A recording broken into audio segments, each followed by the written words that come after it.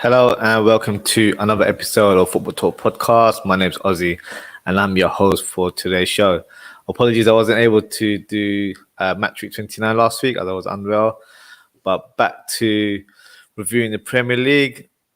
A little bit different this week as there was only 4 games played, so a bit easier to choose from in terms of what matches to review. So we'll go right ahead and review all the matches. So the first one that we'll discuss is Wolves versus Leeds United. So arguably one of the best games of the season by fans and the media. I'd say I'd go alongside. It's definitely one of the most exciting games of the Premier League season. Crazy game. Wolves started the game fantastically, going 2-0 up. Goals from their fullback Johnny and one of their star wingers Trincao. But rejuvenated Leeds United under new manager Jesse Marsh showed a fantastic attitude to get back into the game. I think the turning point was the Jimenez red card. Some say it was a bit harsh, but I feel like it wasn't a great challenge from him. So understandably was given the red card, and rightly so.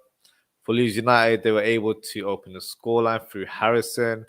Rodrigo, who's been fantastic in the last few weeks, scored a second with the outside of his left foot. And Ayling gets the winner later on in the game. He tried to emulate the Robbie Keane trademark cartwheel and arrow celebration, but almost broke his neck in the process. But nevertheless, he got the win for his team. And that's 2 wins on the bounce under their new manager. So for me, Premier League safety has been secured. I don't think they'll have any issues going forward. But great win for Leeds United and keeping themselves away from that relegation zone. So key moment for them and their season right now. Next game, you've got Aston Villa versus Arsenal. So great encounter against 2 teams who are just trying to bounce back from defeats early in the week. So Arsenal lost to Liverpool and Aston Villa lost to West Ham last weekend.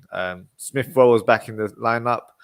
I believe Martinelli was unavailable during this fixture. So he was quite close to scoring in the first half. Unfortunately, hit the ball over the bar. Martinez, former Arsenal goalkeeper, made some crucial saves, especially in the first half where the ball bounced off Konsa and it was heading towards that near post. And he made a great shot-stopping moment there. Saka, for me, was pretty much lively throughout the whole game and has been one of the informed players for Arsenal in recent weeks. Gets the only goal of the game. He shoots from the outside of the box. Not the hardest of shots, of course, but nevertheless hits the back of the net. And for me, it was fully deserved. Arsenal constantly attacking the Villa goal. And I think it was only a matter of time that they were able to go past that line and get the goal on the score sheet. So Villa responded fantastically afterwards, actually, and were very close to equalising through a Watkins shot that hit the post. But in the end, Arsenal claimed the point, and very important 3 points in my opinion. They're 4th right now with 54 points and a game in hand. And they've got their North London rivals breathing behind their back. So very important win at this stage of the season for the Gunners there. Next match, Leicester City versus Benford. So this game produced 2 fantastic goals, especially the first one by Castagno. What a strike it was from the Belgian defender who's just recently returned to the starting lineup. Fantastically hit shot. Cold with the outside of his foot, top corner, unstoppable. No goalkeeper would have saved that shot at all. And then Manderson joined the party by executing a beautiful curler from the free kick. Great finish to make it 2-0 for Leicester City. And they were quite comfortable throughout this game. Iheanacho, for me, probably should have scored the 3rd goal for Leicester, but unfortunately he dinks it wide from the goal mark. Schmeichel, from the scoreline you wouldn't know, but was kept very busy throughout the game, made some crucial saves, and ensured that Leicester left the ground with 3 points in the bag, and that's exactly what happened. So great win for the Foxes.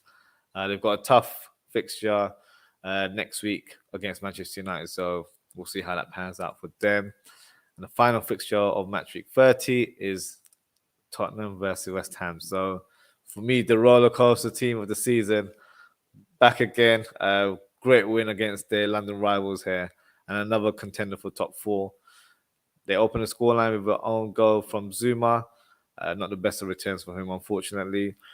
Son manages to grab the first goal of the game with a nicely hit shot with his left foot. Slight deflection from Zuma, I believe it was, but nevertheless, great goal from him. Ben Rama, who's been in great form for West Ham in recent weeks, finishes fantastically with a very controlled shot in the near post. Not an easy chance at all. Makes it look simple, to be honest with you, but it was quite a difficult way to execute the ball there. And he did fantastic to get in the score sheet. Spurs had plenty of chances to extend the lead, in my opinion. Kane, I believe, hit the ball over the bar a couple of times. So eventually, Son grabs the second with a nice layup from Harry Kane. That same, Son and Kane combination there. Very, very important win for Spurs. As I mentioned, Arsenal's win was important. I think this was just as important. That puts them in fifth position with 51 points now. So I think I've been on record to say Arsenal, for me, are favourites to get that fourth position. I've said it for a few months now. So I still put them in that favourite position. But if Spurs can show some consistency, and that's a big if, by the way, they will be rivaling Arsenal for that fourth spot until the last day of the season, in my opinion. I think it's going to go right to the wire, just like the title race as well. So exciting times for neutral, probably nail-biting moments for Arsenal and Tottenham fans there. But, this is why we love the game. So that's my match review of Match Week 30. What I'll do now is present my team of the week. So obviously there's only 4 matches played, so not a huge selection to choose from, but I can only try and do what I can here. So let me share the screen with you guys. And here you go. So this is my team of the week. So Leno is my goalkeeper of the week. Came in for Ramsdale, who was unfortunately injured during the week, so wasn't able to play, but I think he did fantastic, made some crucial saves as well. So that's why he's my team of the week. Castano for that lovely goal to open the Leicester scoreline alone. Definitely deserves to be in my team of the week for that clutch moment there. Gabriel, solid performance from him as well. And I think he's been one of the top performers for Arsenal this season and continues to do so. Dawson providing an assist for Ben Rama in their match. So that's why I've got him there. And Ayling getting the match winner for Leeds United. So, of course, has to be in that team of the week there. My midfield, Bentonko, for me, I was very impressed with how he played, how he controlled the midfield. Broke up played quite a few times as well. Very dominant performance from him. So, haven't seen much of him previously. So, really impressed in terms of how he performed for Spurs. Ben Rama, I know he's not a traditional number 8, but I had to try and fit him in there. For me, fantastic week for him again. And on the score sheet for West Ham, despite not winning the game. Madison for his beautifully executed free kick against Brentford. So obviously I had to add him into that team.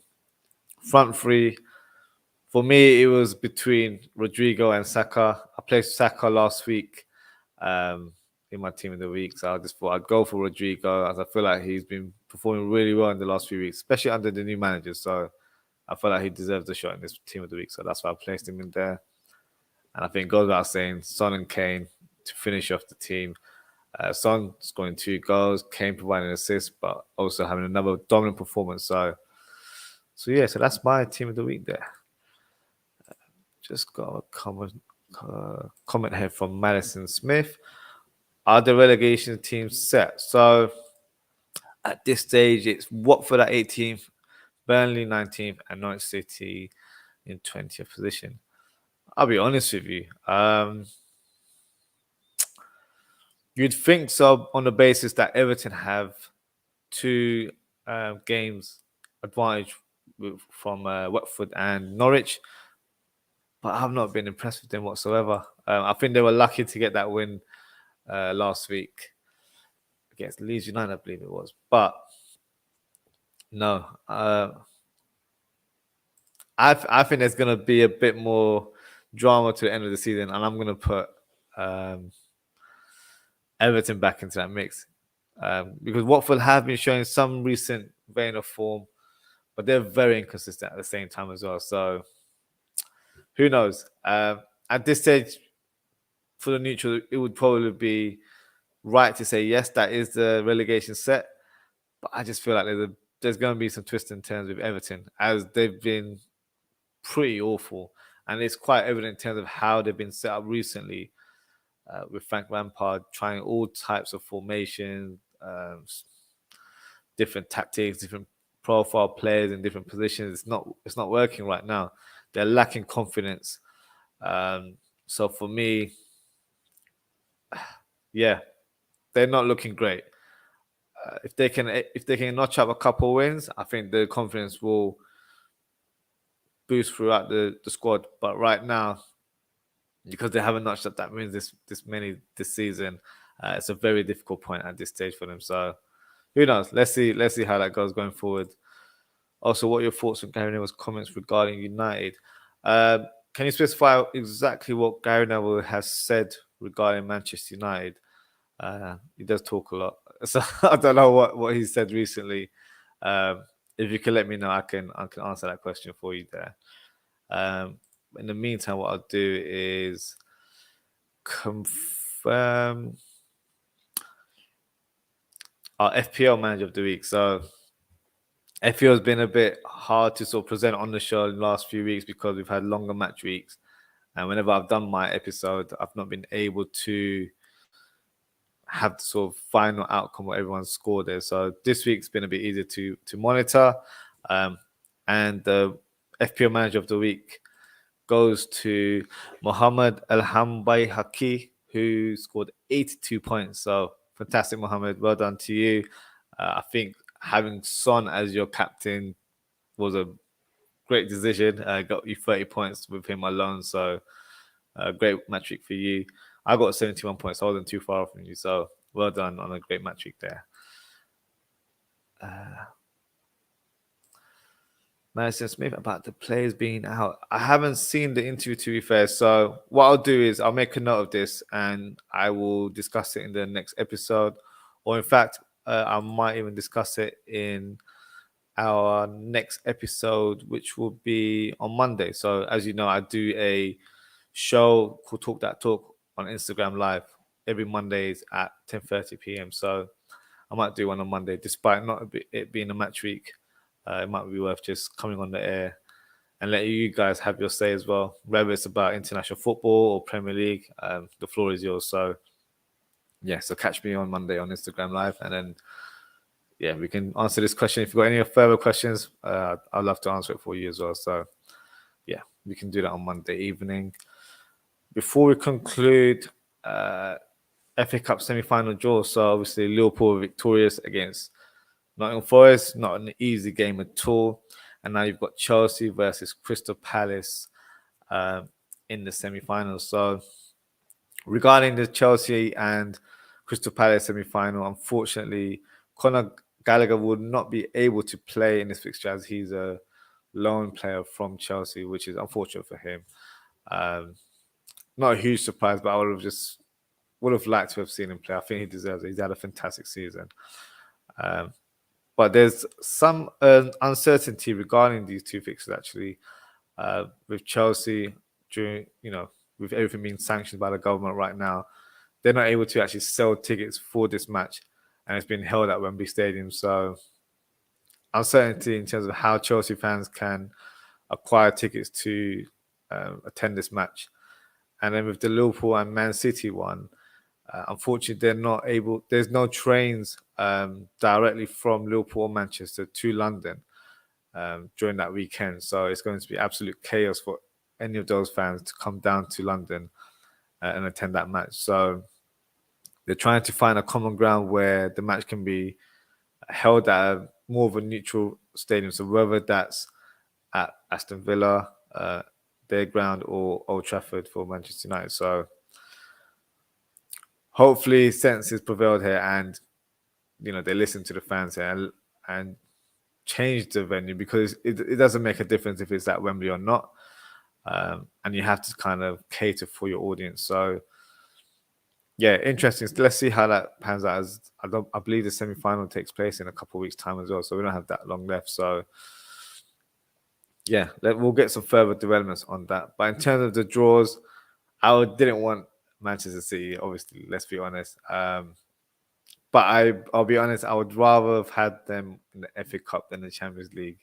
I think if we were drawn with them in the Champions League, it would have been a tougher route to the final, in my opinion. So obviously, I'm pleased with Liverpool's draw. We've got Benfica, and the semi-final as well would be possibly against Bayern or Villarreal. So not easy. Don't get me. This is Champions League. It's not set in stone in that way. But Liverpool have a sort of a not easier, but a more straightforward route to get to that final. So fingers crossed that we're able to make it. And regarding the FA Cup, I think we've. I would put my hat on and say yes, we're favourite to win that as well. I think Man City. It's one of those games where anyone can win on the day. But I think because of the momentum we have right now, it only favours in terms of how Liverpool are playing. We're able to get wins without actually playing that well. We've been in first gear for the last couple of games and still getting the wins. So that's true signs of champions there. Obviously, Man City are no mugs. They will be coming there and trying to spoil the party as well. Not really this whole quadruple talk. Like, obviously, as fans, enjoy the moment. We are in full competition and it is a possibility. So enjoy it in terms of like having that bragging rights amongst your friends. But for me, it's just one game at a time. Like Klopp has said, every game is like a cup final. So I wouldn't take it in any other approach, in my opinion. So one game at a time, see how it goes. Yeah, so if I was to predict, I think it would be a Liverpool and Chelsea final again, like the Carabao Cup. So we'll see how that goes there. And yes, that concludes our show for tonight. So a bit shorter than normal. Obviously, not a lot to talk about in terms of games, but thank you for tuning in. If you're new to the channel, please don't forget to like and subscribe and hit the notification bell. You'll be notified of any new content that's uploaded or any upcoming episodes that we have live next week. So we should have an episode. I say next Friday. I'll do a match preview of upcoming games. A lot of important games coming up next weekend. But as we're in international week, there's no further episodes later this week. So in the meantime, take care, stay safe, and I hope to see you all very soon. Good night.